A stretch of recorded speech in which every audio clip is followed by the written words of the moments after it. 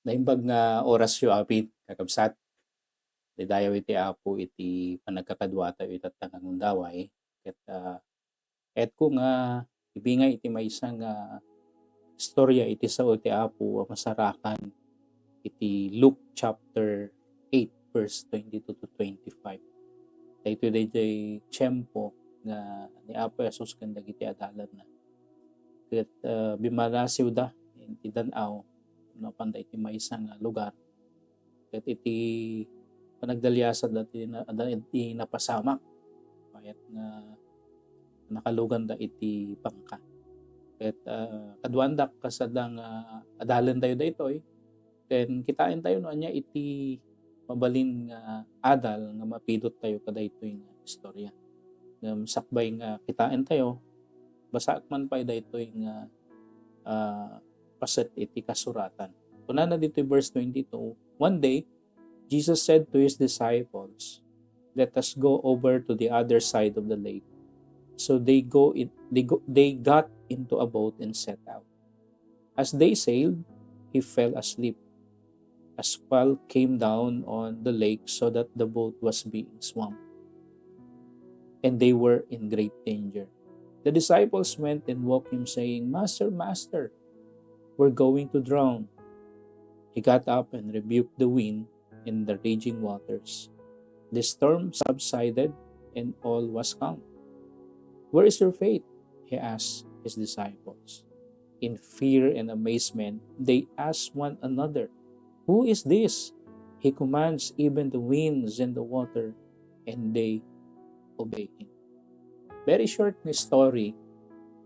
Storya nagdakkel iti mabalin tayo nga maadaw ditoy nga istorya kapsat. Ititle daytoy nga adalan tayo ket relax ka lang sagot kita. Ibagbaga iti Apo kada tayo nga iti anyaman nga sangwen tayo iti biag, anyaman nga karit, anyaman nga suot, anyaman nga problema kakabsat. Kaya't iti Apo nga kanayon tayo nga malagip nga ibagbaga na kada tayo, relax tayo laeng taisuna iti makinsagot kada tayo. Now, kitaan tayo iti istorya. Kuna na dito verse 22, one day Jesus said to his disciples, "Let us go over to the other side of the lake." So dito dagiti character nga makita tayo dito nga istorya ket ni Apo Jesus ken dagiti adalan na. Maysa nga aldaw binagaan na dagiti adalan na nga bumalasyo da. Jay bangir wenno balasyo iti lake nga kaadaan da. So iti napasamak naglugan da diyan iti bangka ket nangrugi da nga rod nga nagtalyasan. Amo iti biag diti rabaw iti daga kakabsat ket maysa nga panagtalyasan. Iti panagdalyasat tayo saan tayo nga agmaymaysa. Adda kanayon iti kadwa tayo. Wen mabalin iti tao ibati da tayo malipatan da tayo. Ngem adda iti maysa nga kadwa-kadwa tayo. Nga nangikari iti sasauna nga sana tayong nga panawan. Sino? Ni Apo Jesus. Ket ditoy makita tayo nga dagitoy nga adalan kadwa-kadwada ni Apo Jesus idi agdaldalyasat da nga agbalasiw. Ngem iti verse 23 kunana, as they sailed, he fell asleep. Nakaturog ni Apo Jesus. Ket bayat nga nakaturog kunana ditoy, a squall came down on the lake so that the boat was being swamped and they were in great danger. Umaiti napigsa nga angin, napigsa nga daluyon, ket dayjay paglugluganan da nga bangka ket mangrugin nga maddaan iti danom, makargaan iti danom, maperdin dayjay paglugluganan da ket mabalin nga mangrugi nga lumnaden. Ket dito makita tayo nga ni Apo Jesus kakabsat nakaturog.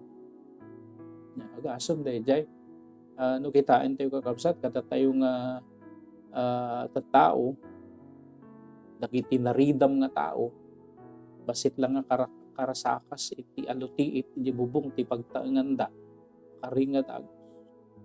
Whereas dito yung story Jesus ket grabe madama dayjay bagyo, madama dayjay angin, madama dayjay daluyon.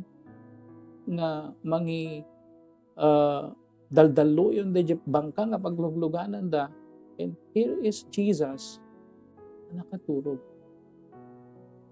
Amoy kakabsat, dagiti daluyon, dagiti angin ditoy, ket irepresentar na dagiti karit nga umay iti biag tayo bayat nga daldalyasat tayo dito rabaw iti daga. Dagiti suot nga umay. Dumteng kayon ba kakabsat iti panawon iti biag yung ada iti problema, ada iti suot, yung kadagijay nga tiyempo, as if God is so far away, as if God kasi nakadayo iti Apo, nakaturog iti Apo, saan na tayong ikankano iti Apo. Amoy ditoy, bayat nga umay, iti napigsa, wenno bayat nga iti napigsa nga angin kadaloy.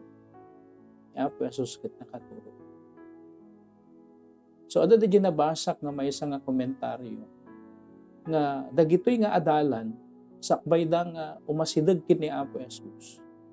Gaputa some of them were expert fishermen. Inaramid da nga umuna dayjay kabailan da tapno saan nga lumnad di bangkang nga luganan. So inaramid da amin. Yeah? Imagine nyo dayjay pasamak that time mabalin dagiti daduma karkarasan na dayjay bangka adya daduma ket permi nga igigaman da dagiti daduma nga pasel dayjay bangka tapno saan mabalin nga maperdi wenno marakrak. Ibidi sandan nga kabailan umasidag da kini Apo Jesus. Amoyo, no daduma iti biag, no da iti problema tayo, sa tayo lang malagip iti Apo no. Di tayo talagang kaya. Di tayo amuno. Sino ti papanan tayo. Kahit kung ibaga kakabsat, no da iti problema, no da iti karit iti biag, daagusin nga masidag tayo ti Apo. Saan tayo magtalak ti amu tayo, yan ti kabailan tayo. So di kat, yan iti kabailan iti Apo. Tamo tayo nga, ni Apo Diyos iti agaraw. Sigurado nga dagiti problema tayo. Kabailan tayo nga mapagbaligyan. So, idididan kabailan iti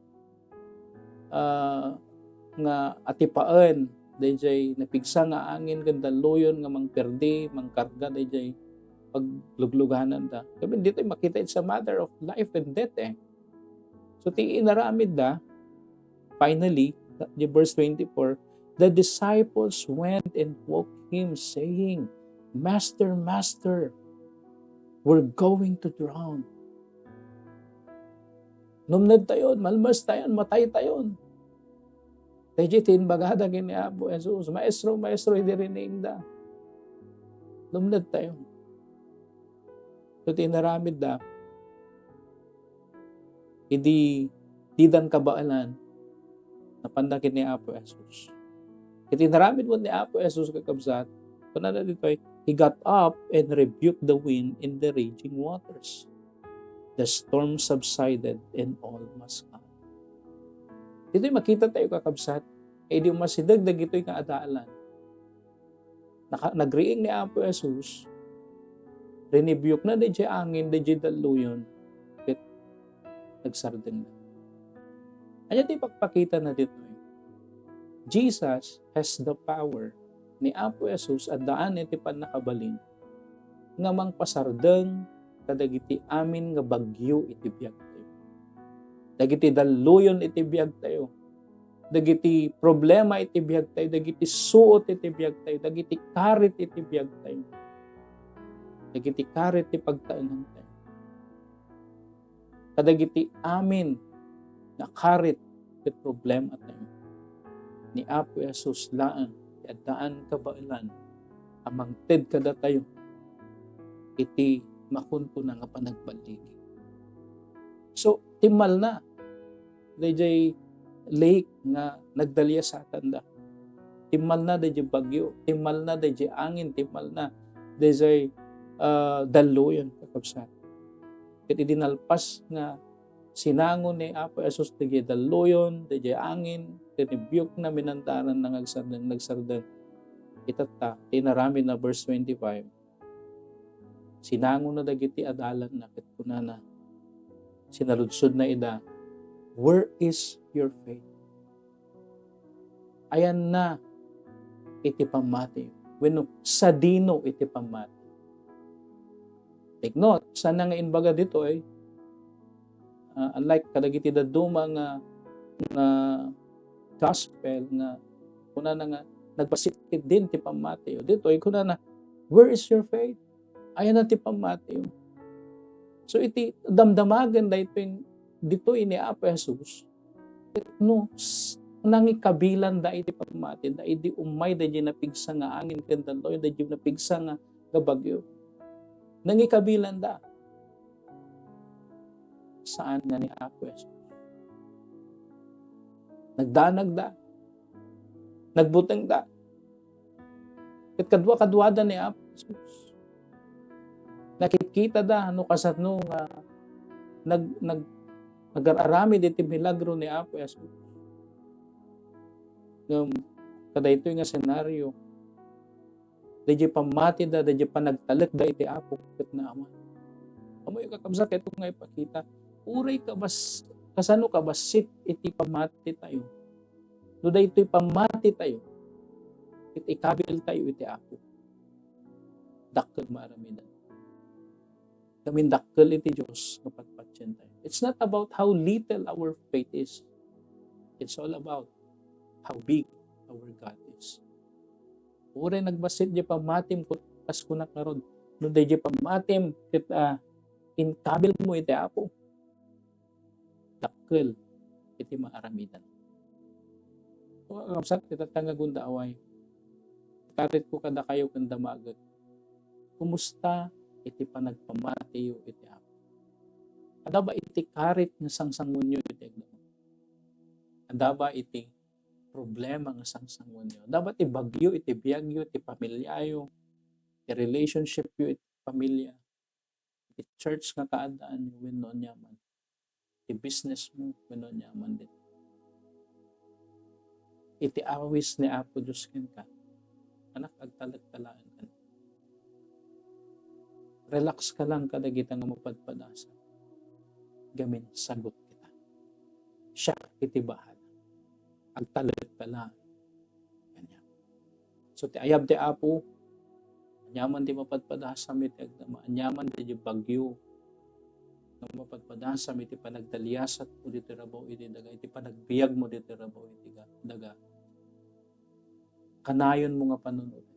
At da iti Diyos, at da ni Apo Jesus, si dadaan na tumulong kita. Si dadaan na mangpapigsakit ka. Si dadaan nga mangilapaw ken ka. Iti anyaman nga karit na sangsakot. Iti kararag, iti numo iti biyang, iti papigsain na ka nga rod iti Apo. Iti kan na ka, iti makunkuna nga nainlangitan nga sirip. Nainlangitan nga pigsa. Tapno mabailam, yan yaman nga sangsangwam, itenda. Kumararag tayo kausan. Amami nga nasanpan, Apo, bigbigan mi na ada dagiti pakarikutan, problema, karit iti biyag, na mabalin nga sangsangwam itenda. Apo, kumamang kami ken ka nga daan iti panagpamati ken panagtalag. Si kalaang Apo iti Diyos, nabigbigan mi nga makatulong kada kami. At Apo, may kami ken ka itatangagundaway, tulungan na kami Apo Diyos. Kana kami Apo, itinananay, kapigsa, sirig anayin langitan. Tapno kabailan mi o Apo, mapagbaligyan dagito. Kamatalit kami ken ka Apo. Amuming nga si kaiti Diyos aman nakabalin itis awanan iti saban. Dagito Apo iti kararagmi, tinagan ni Apo mi nga Jesus. Amen. Iti maminsan kakabsat, kahit kung nga ibaga, di title iti adal tayong kung kuna ni Apo Jesus, relax ka lang, sagot kita. Sagot na ka ni Apo Diyos. So, talinad ka lang na nagkamatalit ka naman. Iti maminsan, dahito iti kabsat yung Pastor Severino Aquino, iti Christ Great Commission Fellowship. Ti Diyos iti agngina kada kayo. Amen.